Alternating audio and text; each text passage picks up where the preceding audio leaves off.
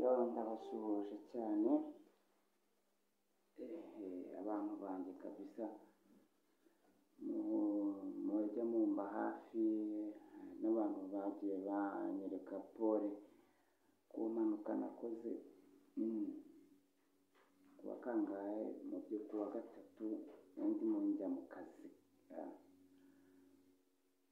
Ubwo nyine ubundi kugenda numva ndi kugenda nyine norohamo gake gakeya, ndagerageza kugorora intoki ngo numve ko zagaruka mu murongo,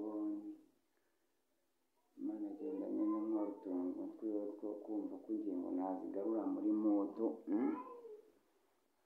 Mbese ni ibintu biba bikaze, ariko Imana yo niyo ishobora byose, naho amaboko y'abana b'abantu yo nta kintu yakumarira. Imana itahari, kuko ntabwo ari buri muntu wese ushobora kurokoka impanuka, kuko abenshi bahita bapfa, ariko jyewe ndabona narabashije kuba nkihumeka. Ndabakunda cyane, murabizi ko ndi umuntu wanyu.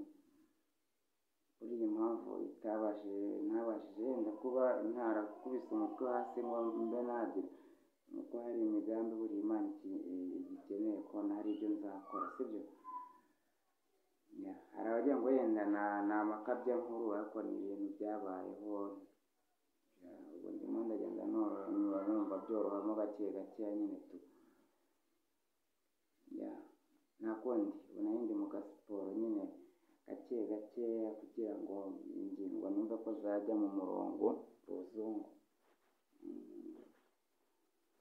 Ibintu biba bitoroshye, ni ibintu gusa nyine abantu bambwiye pole, Imana izajya ibareba icyoroshye cyane.